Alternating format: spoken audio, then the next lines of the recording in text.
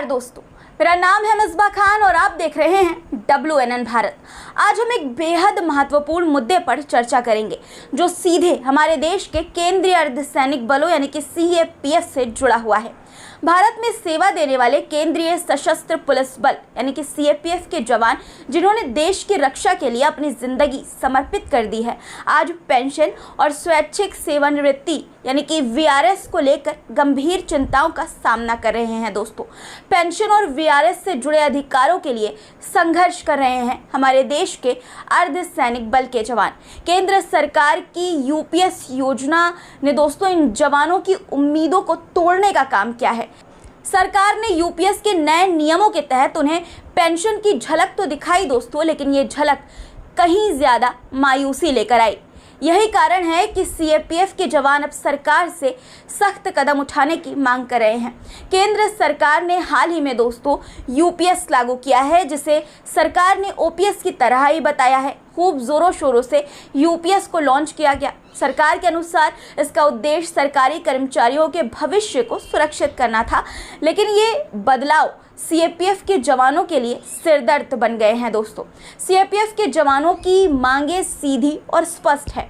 वे चाहते हैं कि VRS के लिए सेवा अवधि को 20 साल तक सीमित किया जाए और जैसे ही वे VRS लें उन्हें फुल पेंशन मिलनी चाहिए। जवानों का कहना है कि अगर पेंशन उन्हें 60 साल की उम्र में मिलेगी तो उस समय तक उनके परिवार का गुजारा कैसे होगा, और ये सवाल वाजिब भी है। दोस्तों, बॉर्डर पर अपनी जान की बाजी लगाने वाले इन जवानों की ये मांगे पूरी तरह से जायज़ है, लेकिन सरकार ने अभी तक इन मांगों पर कोई ठोस कदम नहीं उठाया। दोस्तों, सरकार ने UPS के तहत कई लाभ गिनाए हैं, लेकिन इस योजना से जुड़ी कई शर्तें और नियम CAPF जवानों के लिए चिंता का विषय बन गए हैं। पेंशन और VRS को लेकर जवानों का मानना है कि UPS उनके लिए सिर्फ एक दिखावा है। इसमें पेंशन 60 साल की उम्र में मिलेगी, जबकि जवान अपनी सेवाएं पहले ही खत्म कर चुके होते हैं। जवानों का कहना है कि जब तक उन्हें फुल पेंशन नहीं मिलेगी उनका संघर्ष जारी रहेगा। दिल्ली हाईकोर्ट ने जनवरी 2023 में एक ऐतिहासिक फैसला सुनाया था, जिसमें कहा गया था कि केंद्रीय अर्धसैनिक बलों को भी पुरानी पेंशन योजना यानी कि OPS का लाभ मिलना चाहिए। जवानों के लिए ये एक बड़ी जीत मानी जा रही थी, लेकिन सरकार हाईकोर्ट के इस फैसले के खिलाफ सुप्रीम कोर्ट पहुंच गई और जुलाई 2023 में सुप्रीम कोर्ट ने उस फैसले पर अंतरिम रोक लगा दी, जिसके बाद से अभी तक दोस्तों CAPF के जवानों का संघर्ष कोर्ट में जारी है। ये अपने हक की लड़ाई लड़ रहे हैं, लेकिन सरकार ने इस बीच UPS लाकर उनकी टेंशन को और बढ़ा दिया है। केंद्रीय अर्धसैनिक बलों के जवान अब संगठनों और नेताओं से संपर्क कर रहे हैं। National mission of old pension scheme के राष्ट्रीय अध्यक्ष डॉक्टर मनजीत सिंह पटेल को रोजाना कई फ़ोन आ रहे हैं, ऐसा उनका कहना है, जिसमें CAPF जवान अपनी चिंताओं को लेकर चर्चा कर रहे हैं उनसे। इससे पहले दोस्तों अखिल भारतीय रक्षा कर्मचारी महासंघ के महासचिव C श्री कुमार भी इस मुद्दे को उठा चुके हैं।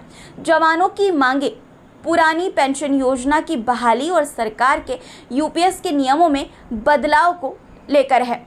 ऐसे में दोस्तों सवाल ये उठता है कि जब देश की सुरक्षा के लिए जान जोखिम में डालने वाले जवानों को पेंशन के मामले में उनके हक से वंचित रखा जाए तो उनका परिवार कैसे सुरक्षित रहेगा।